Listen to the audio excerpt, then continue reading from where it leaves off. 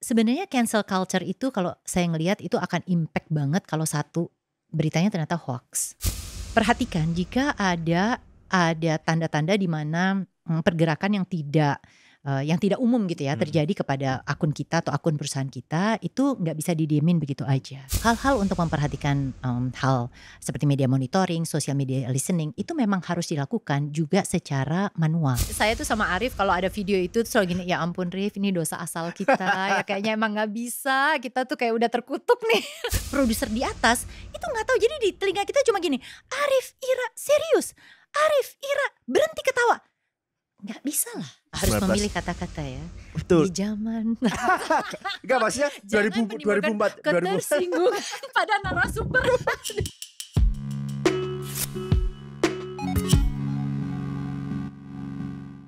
Capres dan cawapres, cagup dan cawagup boleh berganti setiap 5 tahun sekali. Tapi hanya ada satu yang abadi, yaitu moderator debat pemilu. Bersama Mbak Ira Kusno. Terima kasih Mbak Ira sudah. Terima kasih juga undangannya, Obet. Iya, terima kasih sudah bergabung Mbak di Risk Taker Podcast. Kalau dibilang moderator abadi, enggak juga nih. 2024 nggak tahu nih. Kita tunggu sih kayaknya last minute bulan-bulan menjelang debat kayaknya akan ada berita Mbak Ira. Itu masih banyak yang menentukan, KPU, kemudian partai-partai politik, kemudian pasti pasangannya sendiri dong. Dan yang paling jelas ya TV. Pasangan itu boleh punya suara Mbak untuk menentukan siapa Iya pasti kan moderator. apa keberatan atau tidak kan pasti juga didengarkan. Itu bagian dari masukan ke KPU ya. Tapi Mbak Ira tuh happy gak sih Mbak? Banyak orang memberi cap Mbak Ira adalah spesialis moderator debat pemilu. Sebenarnya gini ya Bet, kalau ngelihat zaman dulu saya sebagai anchor dan kemudian saya pindah kuadran menjadi pengusaha, saya buka PR company sendiri, konsultan PR. Yang namanya milenial, terutama milenial muda dan Gen Z tuh nggak kenal Ira Kusno gitu. Siapa tuh Ira Kusno gitu ya. Mungkin kalau yang bapak ibunya nonton saya iya gitu. Tapi debat capres pilgub ini membuat milenial dan Gen Z kenal Ira Kusno. Jadi ditanya seneng apa enggak? Ya seneng karena dikenal itu ya gitu. Tapi artinya kalau buat saya ini kan adalah bagian dari kalau saya ke klien. Ketika nama saya naik misalnya lebih dikenal, klien tuh juga biasanya ada korelasinya tuh, makin banyak klien tuh biasanya. Jadi ya seneng-seneng aja. Tapi emang pengalaman Mbak Ira di debat capres itu kan nggak cuma 2019 dan 2017 calon gubernur DKI ya Mbak ya, tapi juga di tahun 2004 gitu. Artinya hampir 15 tahun karir sebagai moderator gitu. Soalnya moderator dulu itu ya, tapi kan di 2019 itu sudah mulai tradisi yang berbeda. Jadi artinya kenapa tadi saya sebut ada stasiun TV, karena stasiun TV juga sekarang menggunakan presenter-presenternya sendiri dan oleh partai politik serta pasangan calon tuh dianggap cukup netral gitu. Jadi nggak usah harus jurnalis yang sudah keluar gitu ya, tidak menjadi jurnalis lagi, tidak di stasiun televisi manapun dan dia netral, artinya tidak menjadi konsultan politik pihak manapun gitu. Jadi waktu itu pilihannya susah gitu. Yang ada Ira Kusno, Tina Talisa gitu ya, nggak banyak gitu. Tapi kalau sekarang toh presenternya juga dianggap netral, sehingga kayaknya sekarang akan menjadi lebih mudah sih sebenarnya untuk memilih. Meskipun medianya mungkin yang nggak terlalu dianggap netral ya Mbak ya. Anyway, Mbak Ira ada banyak pertanyaan sebenarnya nanti soal debat capres juga, tapi saya pingin agak mundur ke belakang, pengen mengenal Mbak Ira secara personal gitu. Saya kan nggak mengikuti karir Mbak Ira saat menjadi jurnalis atau news anchor gitu. Opet umur berapa waktu itu? Jangan disebut. Ya saya nggak akan menyebut. Tapi tadi saya baca-baca di internet gitu. Mbak Ira ini kan kuliah di ilmu ekonomi, lalu kerja sebagai akuntan, dan tiba-tiba berubah jadi jurnalis. What happened sih Mbak? Dan mengapa perubahan itu terjadi? Apa yang menarik dari jurnalisme gitu sehingga membuat karir sebagai akuntan itu ditinggalkan? Oke, jadi waktu saya tuh sebenarnya waktu muda dulu saya punya 2 passion. Jadi satu saya suka bidang keuangan, sama satu lagi saya suka tulis menulis.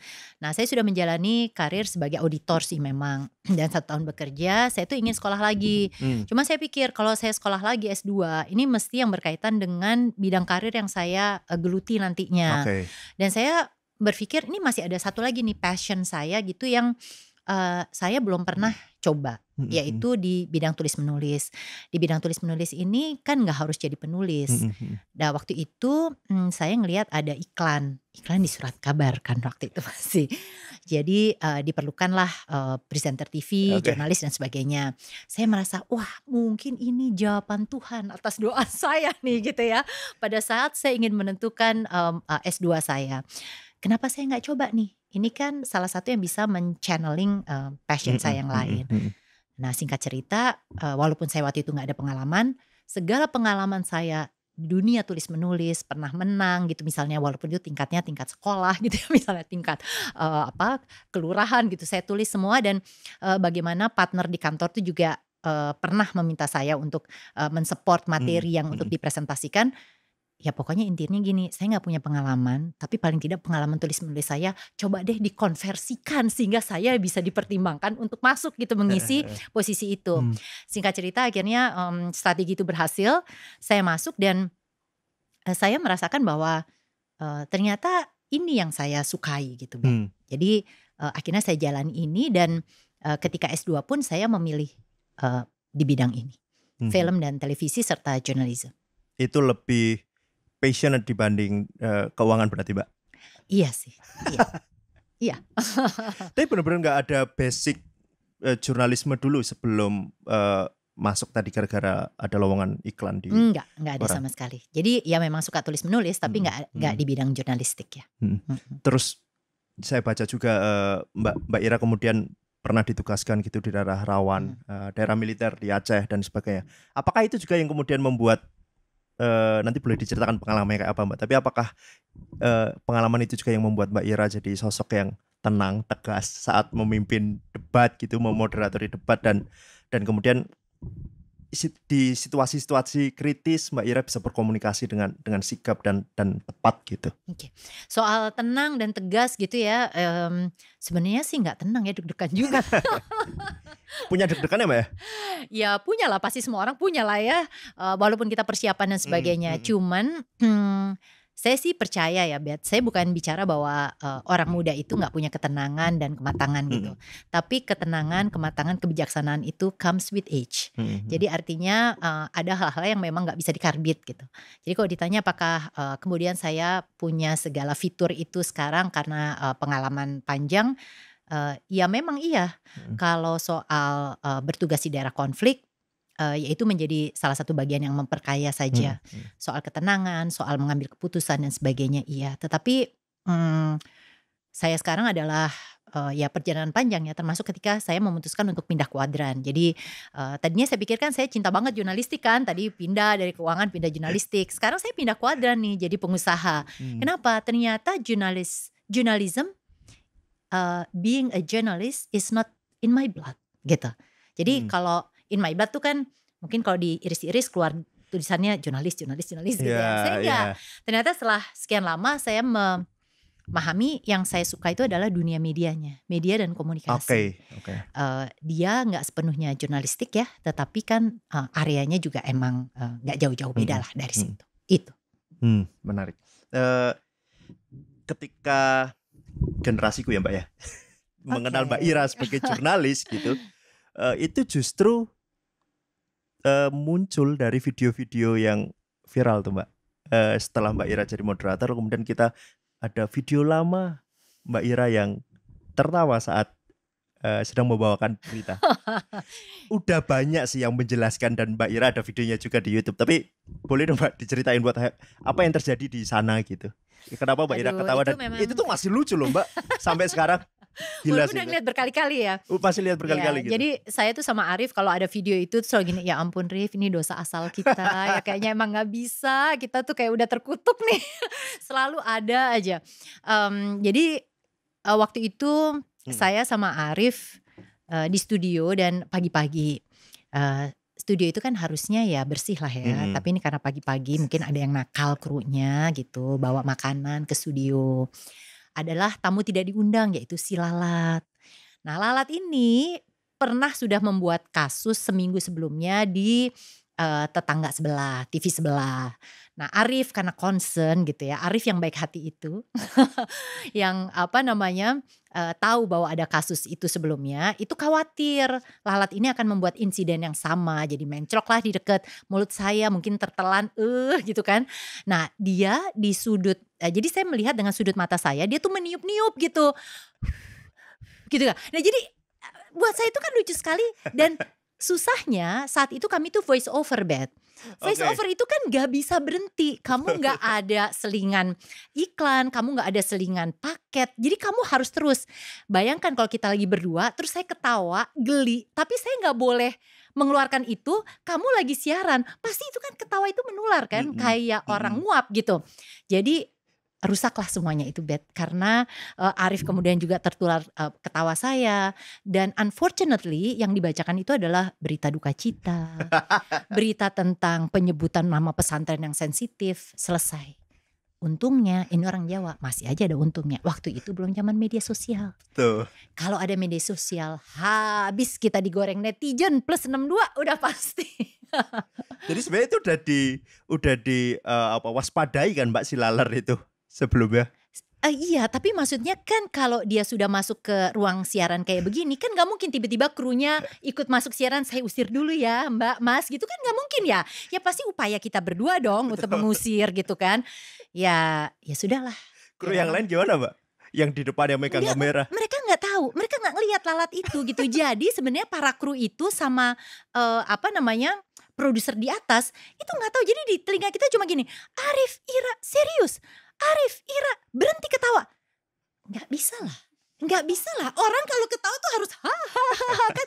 Gak bisa. Jadi karena mereka gak ngelihat, mereka pikir kita bercanda. Betul. Gitu. Padahal kita berdua udah setengah mati untuk berusaha menahan tawa.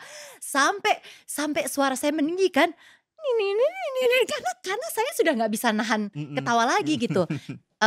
Dan Arif di satu sisi berusaha untuk yang tapi ujungnya tetap ketawa ketika membacakan ada orang yang kemudian meninggal dunia. Parah. Kita waktu itu sama Bu Ita ya, masih pemret kita. Dia tahu betapa kita itu sangat terpukul gitu ya, malu habis-habisan. Dan telepon serta faksimili masuk semua, zaman faksimili waktu itu. Menghujat kita, dia gak menghukum.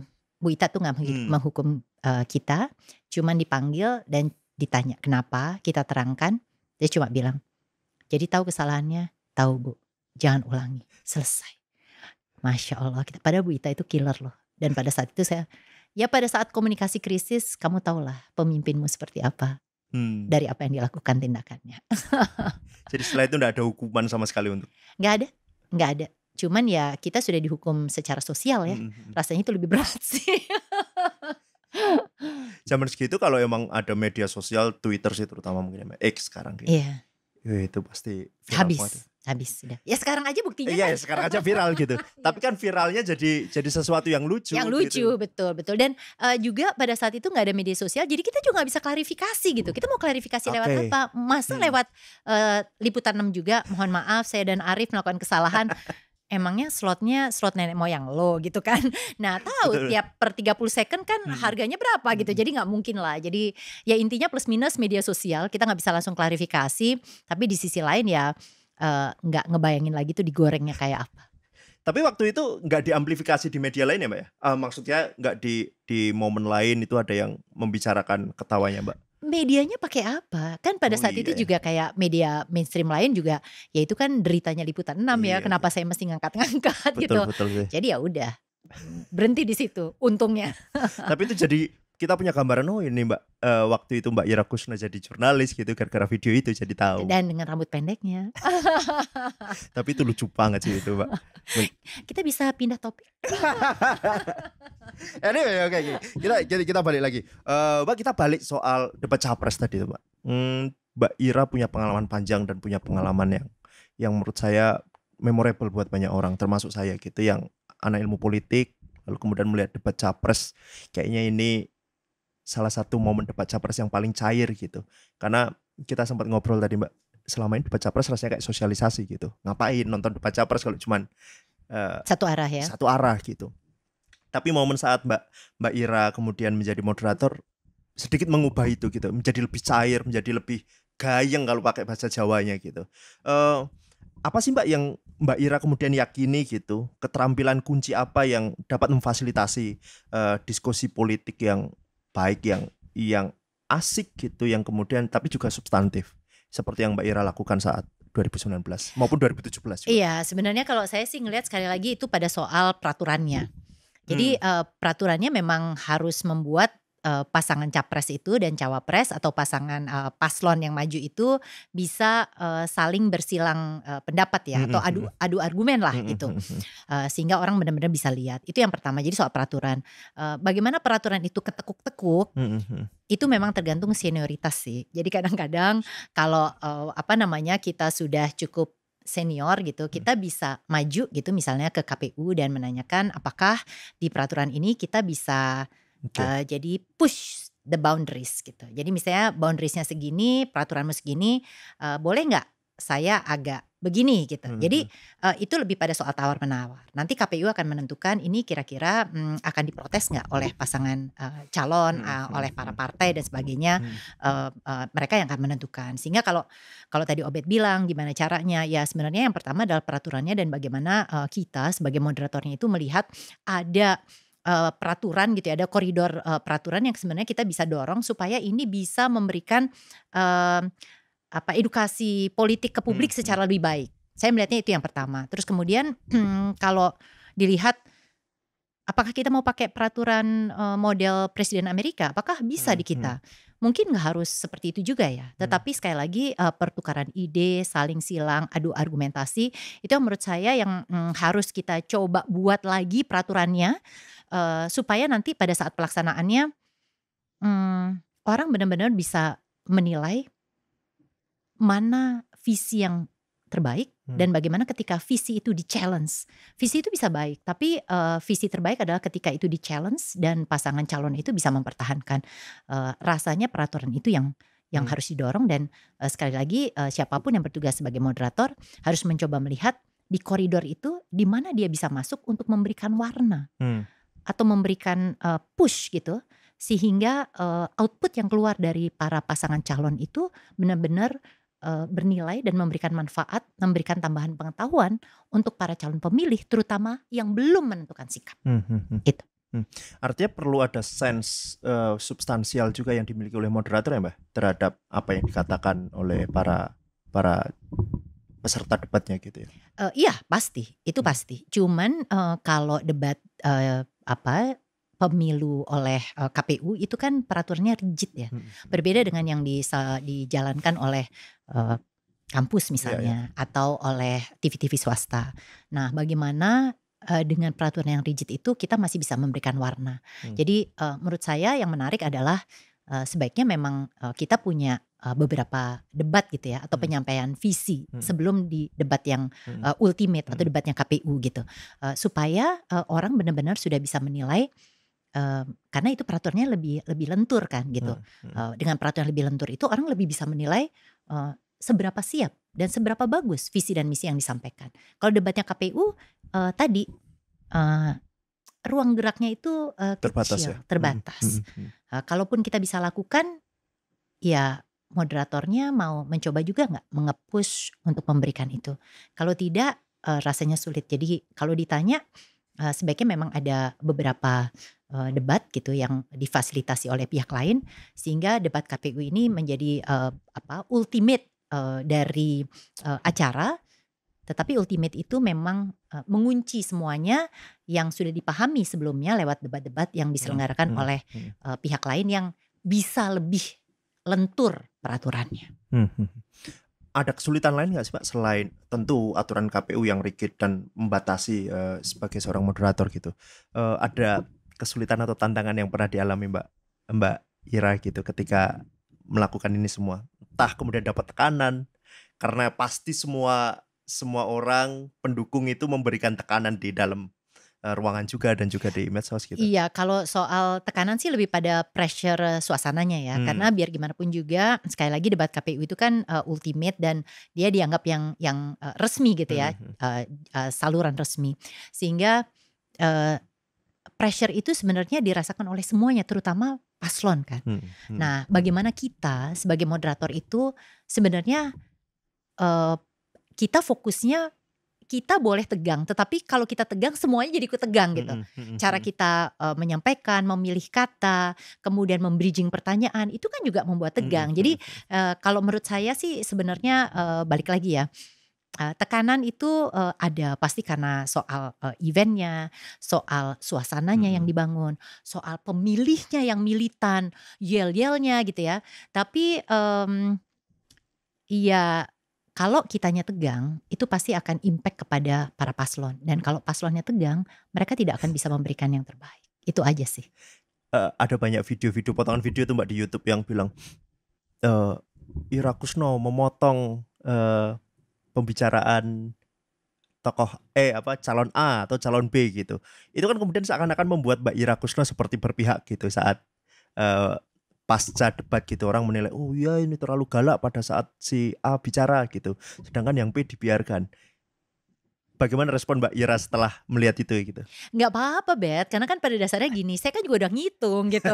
Karena KPU wanti-wanti tuh soal itu. Misalnya gini, kalau mau menegur pasangan Calon. supporter yang ribut, kamu mesti hitung ya Ra, jangan sampai terus saya gini, tapi kalau yang ribut supporternya pasangan itu terus maksud saya, nah gitu gimana kan? Betul.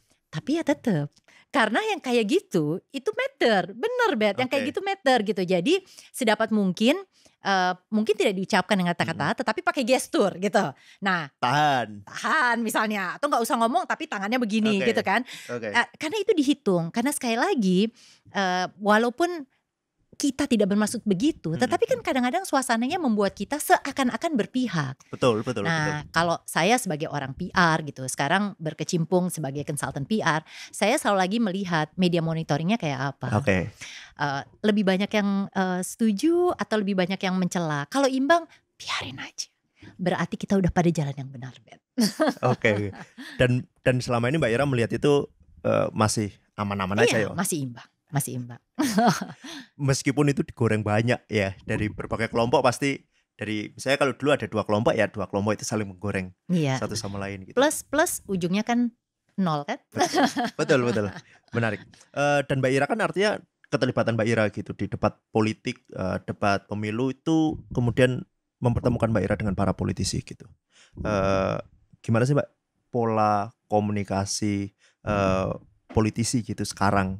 Kalau Mbak Ira melihat apa yang berbeda dari politisi di zaman beberapa tahun sebelumnya hingga 2019. Harus memilih kata-kata ya.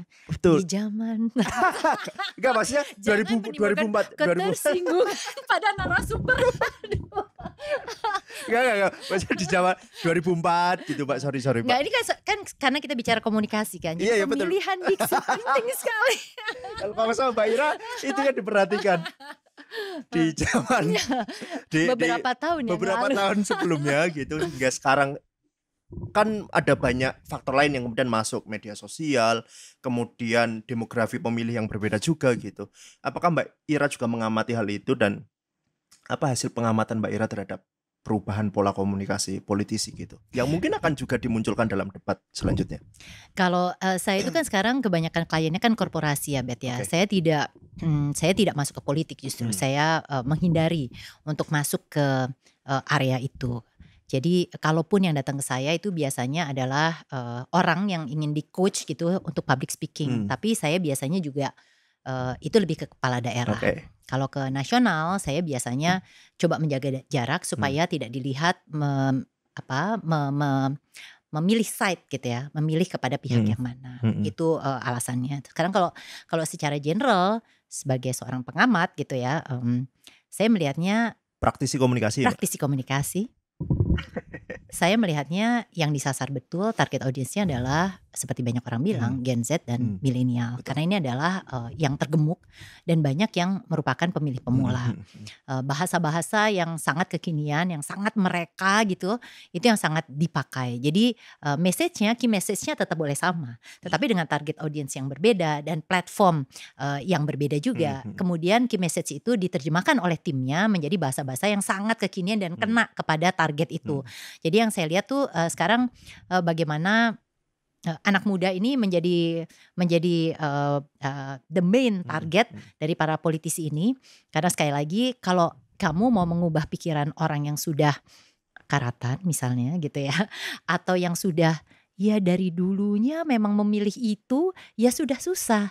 Yang bisa kamu ubah adalah orang-orang, terutama orang-orang muda yang sebelumnya belum memilih gitu, atau memang orang intelektual, kaum intelektual yang memang dia akan goyang dengan argumentasi-argumentasi yang kuat gitu. Tapi kan intelektual ini kan dia sedikit, yang banyak adalah anak muda. Jadi yang kalau saya lihat sekarang pergeserannya adalah bagaimana gimmick-gimmick, bahasa-bahasa, pilihan kata yang kita lah bisa ya dia nemuin kata kayak begitu gitu, yang ternyata kena banget dan membuat orang itu udah nggak meriksa track record. Pencitraan itu, reputasi itu kemudian akhirnya diambil, apalagi oleh anak-anak milenial dan Gen Z yang mungkin tidak mengalami ya masa-masa sebelumnya gitu. Dan buat mereka checking track record itu bukan jadi prioritas gitu. Yang penting asik, yang penting masuk ke mereka. Itu yang saya lihat sih trennya. Iya ya. Dan apakah kemudian juga pola komunikasi seperti itu tuh memang sengaja dibangun gitu ya Mbak ya, untuk menarik para anak muda yang tertarik, karena memang mungkin 60% dari pemilih besok adalah Gen Z and milenial gitu. Iya, sebenarnya Obet tanpa harus bertanya kepada saya sudah bisa menjawab pertanyaan itu sendiri ya. Jawabannya iya kan? Iya, tapi artinya ada yang berhasil, ada yang gagal gitu loh Mbak. Kan ada banyak kemudian politisi-politisi juga yang trying to be youth gitu, tapi ternyata gagal gitu. Tapi ada yang berhasil gitu. Apa sih yang kemudian bisa membuat ada yang berhasil dan ada yang gagal untuk kemudian berkomunikasi ala Gen Z gitu Mbak, ala anak muda? Ya kalau saya sih ngeliat lagi sebagai seorang praktisi komunikasi, kegagalan itu pastinya karena satu, pemilihan timnya mungkin kurang baik. Itu paling utama ya. Oke. Jadi ya kalau salah pilih orang ya salah juga. Atau kedua, orang yang ditonjolkan ini sendiri dia mungkin nggak paham gitu ya, dia nggak paham platformnya, tapi ingin chip in gitu. Jadi apa yang dia sampaikan justru merusak atau tainted lah ya rencana yang memang sudah dibuat secara baik. Jadi macam-macam, bisa dari calonnya sendiri, bisa dari timnya kurang baik, bisa dari rencananya memang tidak dibuat secara baik. Jadi timnya baik tapi rencananya nggak baik gitu. Jadi bisa macam-macam. Kalau mau ditanya ya harus dilihat kasus per kasus. Kenapa bisa kayak begitu? Karena faktor calon itu juga menentukan. Ada loh orang yang kemudian merasa bahwa dia selalu harus ikut serta gitu, dan atau pemikirannya ada pemikiran yang terbaik dan itu akan menyebabkan kesulitan buat timnya. Maksudnya dia nggak mau diubah, tidak mau diajari lebih baik gitu Mbak? Atau mau tetapi dia merasa pemikirannya lebih baik. Oke. Sehingga gunakanlah pemikiran saya, ubahlah pemikiran saya, padahal pemikiran itu mungkin tidak inline gitu ya dengan target audience yang hendak dituju. Gitu. Itu yang kemudian ya bisa jadi ada yang gagal, ada yang berhasil gitu. Pasti Mbak Ira juga mengamati perubahan-perubahan banyak politisi ya Mbak ya sekarang ya. Tapi saya pengen tahu sih Mbak, kalau Mbak Ira kan pernah cerita juga bahwa Mbak Ira pernah coaching public speaking para politisi gitu. Apa sih Mbak yang pertama kali Mbak Ira ajarkan kepada mereka, yang Mbak Ira sampaikan kepada mereka ketika coaching itu? Yang pertama adalah koreksi, bukan beberapa politisi. Karena tadi saya sebenarnya justru membuat jarak. Tetapi politisi ini kita bicara mungkin kepala daerah ya. Iya, tokoh publik ya Mbak? Tokoh publik, ya, mungkin tokoh publik iya. Jadi kalau tokoh publik kemudian mungkin CEO dan sebagainya, saya tidak pernah menyamakan apa yang saya sampaikan pertama kali. Yang selalu saya sampaikan pertama kali dan selalu sama itu adalah justru kepada timnya. Karena biasanya ngubungin saya itu kan gak langsung orangnya, tapi timnya. Saya selalu bilang yang pertama, permintaan ini datang dari siapa? Dari timnya atau dari bapak atau dari ibunya. Hmm. Itu pertama. Yang kedua, bapak atau ibunya merasa butuh gak sih di coaching? Kalau gak merasa butuh, saya mundur. Karena pasti susahnya setengah mati. Itu 2 pertanyaan yang selalu saya Nggak, tanya. maksudnya gimana Mbak? Merasa kenapa pertanyaan kedua itu harus muncul? Apakah karena mengundang Mbak Ira itu adalah bukan keinginan orangnya gitu ya, tapi keinginan timnya ya? Iya, iya. Sehingga kan ada orang yang merasa bahwa dia nggak butuh. Dia sudah bagus gitu. Jadi buat apa lagi diajari? Dan itu effortnya luar biasa. Ujung-ujungnya kita jadi kayak makan gaji buta. Karena kita terima uangnya, Oke. tapi kita juga nggak menerima kepuasan batin. Kita juga nggak direkomendasikan, tidak mouth to mouth gitu, word of mouth Iya, untuk iya. ke klien lain. Terus pas ngajar juga makan hati. Jadi saya selalu tanya 2 pertanyaan itu, apakah itu memang terutama yang kedua ya, apakah memang merasa ingin di coach gitu untuk menjadi lebih baik, tujuannya apa? Itu yang membuat 2 pertanyaan itu yang membuat saya akhirnya misalnya memutuskan akhirnya memang diambil atau tidak. Kalau kemudian jawabannya adalah ya, diri saya sendiri dan saya kepengen belajar gitu, bukan tim saya yang menyuruh saya. Hal apa yang kemudian diajarkan Mbak bagi seorang yang paling penting gitu bagi pejabat maupun tokoh publik gitu, baik dari institusi politik maupun institusi bisnis gitu, dalam komunikasi publik itu apa sih yang paling penting dan harus dipahami paling awal gitu? Tujuannya apa? Tujuan Jadi komunikasinya ya? ya tujuan komunikasinya apa? Apakah tujuan komunikasinya ini adalah untuk perbaikan reputasi, perbaikan citra yang seperti apa, atau korporasi? Itu penting karena walaupun kelihatannya beda-beda tipis gitu, ujungnya tentu adalah sesuatu yang positif, tetapi approach-nya beda. Dari goal itu approach-nya beda. Langkah-langkah yang kita lakukan untuk meng-coach itu beda. Diksi yang kita ingatkan untuk selalu dipakai itu berbeda, dan gestur serta mimik yang kita ajarkan, yang kita ingatkan untuk selalu digunakan itu juga berbeda. Itu yang kemudian menjadi dasar dulu ini Mbak, apa yang kita bicarakan ketika mau jadi pejabat. Jadi tokoh publik yang mau belajar mengkomunikasi. Pura-pura salah atau salah beneran ya?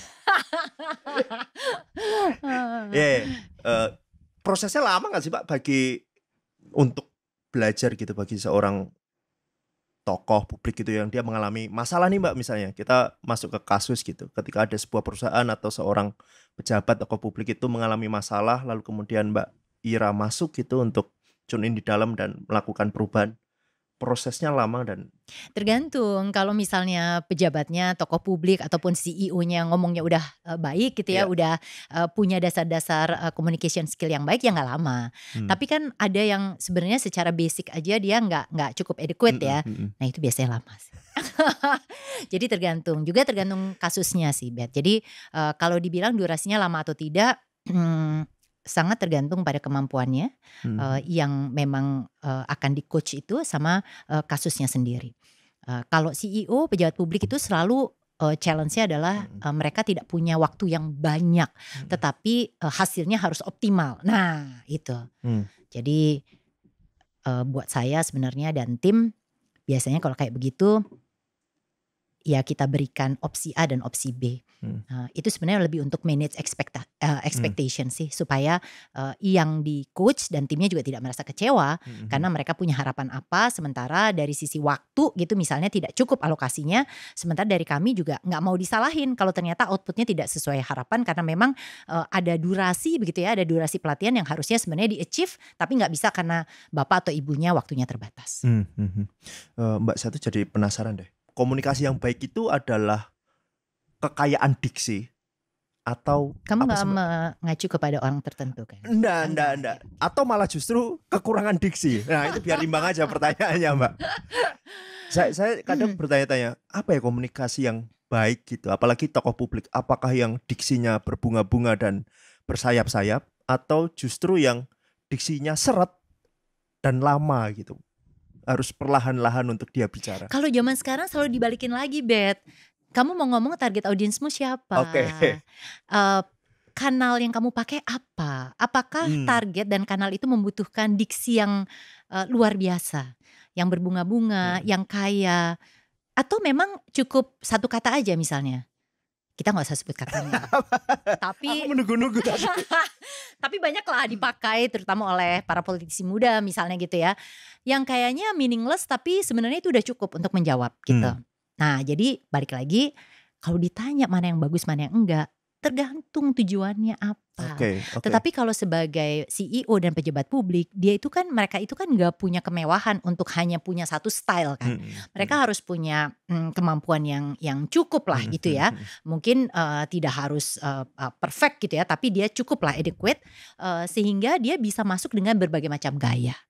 Tapi kalau ditanya sekali lagi, sesuaikan dengan tujuanmu, sesuaikan dengan target audiensmu dan kanal apa yang dipakai. Oke. Artinya komunikasi itu nggak ada yang baik dan buruk, tapi kemudian cara yang tepat gitu ya Mbak ya?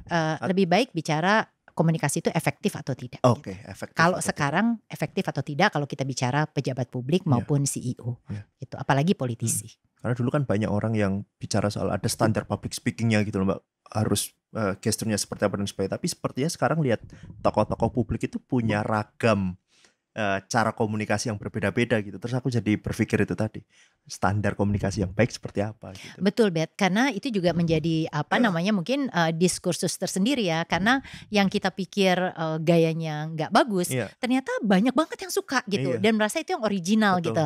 Nah makanya kita balikin lagi, kalau sebagai konsultan kita selalu melihat kan, dengan kayak begitu goalnya tercapai nggak? Kalau goalnya tercapai, kenapa mesti diubah? Iya Bet? betul. Kenapa? Gitu.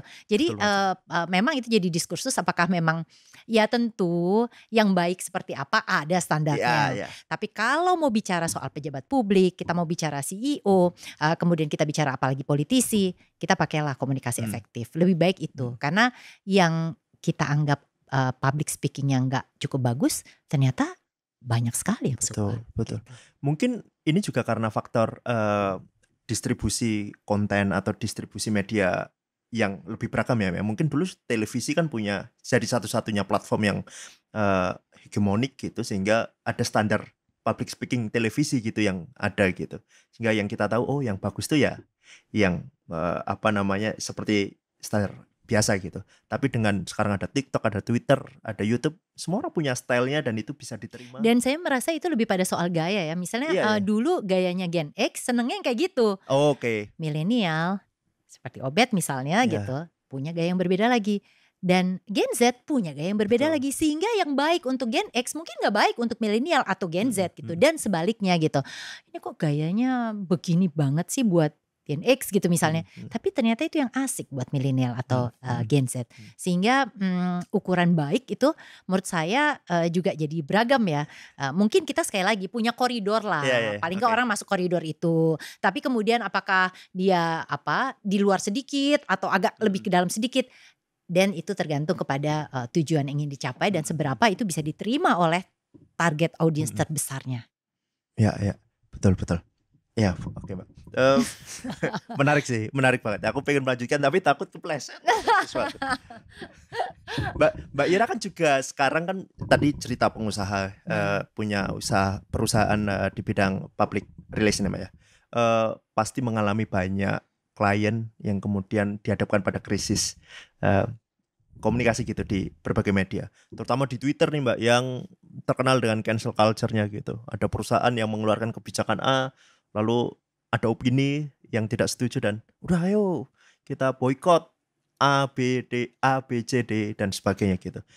Gimana sih Mbak melihat Mbak Ira melihat tradisi cancel culture gitu, dan apa yang kemudian bisa dilakukan oleh perusahaan maupun person ya Mbak ya? Karena yang mengalami cancel culture kan nggak hanya perusahaan gitu, tapi juga orang per orang juga mengalami itu. Kalau Mbak Ira melihat itu gimana sih Mbak? Saya tuh melihatnya amaze ya, kayak Twitter do your magic. Mungkin sekarang X do your magic, does your magic. Sebenarnya cancel culture itu kalau saya ngelihat itu akan impact banget kalau satu beritanya ternyata hoax. Itu gila banget ya, Bet. Menurut saya orang bisa sefanatik itu untuk memboikot atau menjudge seseorang padahal mungkin belum terverifikasi dengan benar. Itu satu. Terus yang kedua sebenarnya adalah, kalau perusahaan-perusahaan besar yang kena, mungkin dia akan cukup punya cash gitu ya, ketika diboikot karena, biasanya orang tuh kan akan lupa juga. Jadi akan ada sikluslah seperti ini. Jadi pada saat dia turun, dia masih bisa bertahan karena cash-nya cukup. Tapi perusahaan-perusahaan yang kecil misalnya begitu, atau individu yang tidak cukup punya resources untuk bertahan, ya dia pasti akan merasakan gitu impact daripada cancel culture itu. Tapi ini juga sesuatu yang ini kan baru ya buat kita gitu. Dan ini ada sesuatu keniscayaan yang kita nggak bisa apa-apain juga gitu. Jadi balik lagi adalah ya pemahaman mengenai soal platform itu seperti apa, terus bagaimana juga kita segera memitigasi jika kita kena hoax gitu ya, yang menyebabkan kita juga mungkin menjadi bagian dari kena cancel culture itu penting banget gitu. Jadi kalau buat saya dan tim di konsultan komunikasi ini sebenarnya sih sebagai sebuah opportunities ya gitu ya. Karena kan jadi banyak sekali Peluang ternyata baru nih. peluang baru, bisa ini, bisa itu segala macam gitu ya, Ayo bisa dong cancel individu semua, gitu. cancel semua. Gitu ya. Tapi kalau kita bicara individu sekali lagi perhatikan jika ada tanda-tanda di mana pergerakan yang tidak umum gitu ya terjadi kepada akun kita atau akun perusahaan kita, itu nggak bisa didiemin begitu aja. Mesti harus dilihat, dimitigasi. Karena kalau kemudian ujung-ujungnya itu udah jadi bola liar dan cancel culture, ya kita tinggal berharap kalau perusahaan kita perusahaan besar mungkin kita akan bisa bouncing gitu. Tapi kalau perusahaan kita perusahaan yang tidak cukup punya cash atau resources, ya mungkin kita bisa menjadi salah satu korban daripada cancel culture itu. Pernah membantu nggak sih Mbak? Ada cerita yang menarik yang mungkin bisa diceritakan ketika perusahaannya Mbak Ira membantu perusahaan ataupun seseorang yang mengalami cancel culture gitu. Nggak harus di Twitter sih, tapi juga secara umum gitu. Ada cerita menarik yang Ada, tapi nggak boleh dibilangin dong. Oh gitu ya. Gitu. Nggak boleh, nanti Inisial. nanti kliennya ini lagi kan ada NDA kan gitu Iya, ya, oh iya, non disclosure agreement. Baik. Jadi, mohon dimaklumi. Iya. Tapi ada yang menarik sih Mbak yang tadi ku catat. Jadi sebelum ini kan Mbak Ira mengisi kelas di ilmu politik UGM gitu, dan ada satu bagian yang kemudian aku baru sadar, media monitoring dan social media listening itu tuh bukan hanya untuk institusi aja ya, bagi warga biasa kayak saya ini juga sebenarnya bisa melakukan. Tapi kan itu butuh modal kan Mbak untuk melakukan itu, atau sebenarnya ada cara yang murah untuk melakukan media monitoring bagi orang-orang biasa seperti saya yang mungkin suatu saat punya resiko untuk kena cancel culture ataupun sebagainya gitu. Ada app-app yang bisa dipakai. Memang kalau app-nya itu nggak berbayar, Obed, itu biasanya sih hasilnya juga nggak terlalu Terbatas ya. terbatas. Apalagi sekarang X itu kan Elon Musk ini kan apa-apa dihargain gitu ya, Diduitin. dikasih US dollar gitu. Jadi agak susah tuh. Tapi kita tetap bisa menggunakan keywords. Jadi keyword kita bisa pakai googling juga, kita pakai keywords gitu ya. Terus kemudian juga kalau di media sosial kita bisa pakai apps yang nggak berbayar, walaupun nggak mungkin tidak terlalu akurat ya, terbatas gitu. Tapi at least ada gerakan-gerakan gitu ya, ada grafik yang kelihatannya kayaknya nggak biasa, itu bisa menjadikan alert pertama untuk kita. Yang paling penting sekarang ya memang kalau kita pada posisi kita misalnya mencari nafkah lah di media sosial gitu ya, atau memang kita banyak bergantung pada media sosial. Hal-hal untuk memperhatikan hal seperti media monitoring, social media listening itu memang harus dilakukan juga secara manual. Jadi artinya sekali lagi bisa pakai keywords nama kita atau isu yang kemudian kita anggap sedang menimpa kita. Gunakan apps yang tidak berbayar, tapi walaupun dengan segala keterbatasannya bisa menunjukkan alert awal di kita, dan pantauan secara manual. Itu bisa dilakukan. Dan kalau memang kita tadi ya saya bilang hidupnya memang backbone-nya adalah di social media, ya kita harus mau melakukan itu. Kalau enggak ya nggak apa-apa sih, serahkan pada ahlinya, konsultan PR. Jualan lagi ya ujungnya. Tapi soal menghadapi komunikasi krisis mungkin boleh diceritakan dikit sih Mbak. Apa sih ya tipsnya gitu ketika orang kemudian dihakimi di media sosial atau UMKM-nya Mbak, brandnya gitu yang masih kecil, belum punya cash banyak, itu mengalami rundungan gitu di medsos. Ketika mereka dihadapkan pada masalah itu, apa yang kemudian bisa dilakukan gitu? Selain pertama tentu media monitoring gitu. Lalu ketika menemukan alarm itu, apa yang harus dilakukan setelah itu, Mbak? Kalau sekarang ya saya melihat media sosial itu sebenarnya nggak usah harus, sudah akun besar gitu ya. Hmm, Jadi kalau, akunmu itu sebenarnya cukup, konsisten untuk menyampaikan, konten itu biasanya tuh, orang tuh nggak peduli pada akun kok, orang Oke. peduli pada konten Oke. gitu. Sehingga bisa disampaikan di situ sebenarnya apa yang terjadi dan sebagainya. Terus kemudian, banyak kok influencer yang baik hati dan kalau kita colek dia mau amplifikasi. Itu kejadian loh dengan klien, apalagi kalau kita itu adalah brand kecil atau UMKM. Iya, iya, betul. Dia mau. Jadi kita colek atau kita DM, kita sampaikan, "Kak bantu dong," gitu. "Mas, Mbak bantu dong untuk ini, saya kok kena bulian," misalnya dan sebagainya, bisa. Tetapi ya memang harus diceritakan benar, kejadiannya apa gitu. Jadi kalau sesudah kita melihat ada aktivitas yang kayaknya secara grafis ini membahayakan, yang pertama adalah segera, masukkan konten, upload konten yang meng-counter itu atau menjelaskan itu. Kemudian kalau misalnya itu upaya yang nggak cukup, colek beberapa influencer itu bisa banget. Mereka mau kok bantu untuk itu. Dan biasanya the rest kalau emang kita benar, secara organik itu akan membesar. Kalau misalkan Mbak, ya ini parah-parahnya gitu. Kita tuh lembaga yang memang salah gitu secara langkah. Lalu kemudian dihujat. Itu bisa diperbaiki nggak sih, Mbak? Orang Indonesia tuh pemaaf ya pada intinya. Dan pelupa ya? Pemaaf dan pelupa. Jadi yang pertama harus diakui dulu salahnya. Oke. Ya kan? Akui salahnya, kemudian Minta maaf kan Mbak artinya? minta maaf. Minta maaf itu kan bisa macam-macam ya. Oke. Enggak usah harus bilang maaf, tapi showing bahwa kita menyesal, bahwa itu memang kita lakukan. Tapi kalau memang kita salah ya sebaiknya kita minta maaf. Kecuali memang itu di area abu-abu, belum jelas salah kita atau tidak, ya kita jangan pakai kata minta maaf. Karena minta maaf itu seakan-akan kita sudah mengakui. Itu yang pertama. Kemudian yang kedua, kita juga mesti ngelihat bahwa dalam perjalanannya kita itu memang memang ingin berubah. Kita melakukan langkah-langkah perubahan yang lebih baik dan kita komit, kita tidak akan melakukan itu. Yang paling baik adalah secara berkala sesudahnya kita tunjukkan komitmen itu kita fulfill. Kita penuhi sehingga saya itu adalah brand yang komit, yang baik dan bisa dipercaya. Oke. Tapi harus diawali dengan mengakui dulu itu di awal. Kalau kita salah. Terima kasih banyak Mbak Ira. Kita sudah hampir 1 jam ngobrol bareng. Tidak terasa. Walaupun saya punya banyak pertanyaan yang ingin saya tanyakan, tapi daripada invoice-nya membengkak. Terima kasih banyak Mbak Ira. Sama-sama Obed. Terima kasih semuanya juga sudah diundang di sini. Sukses ya. Iya, terima kasih. Sampai saya melihat di debat Pilpres 2024. Itu doa ya. Terima kasih Mbak Ira. Terima kasih. Bye-bye. Sama-sama. Bye-bye.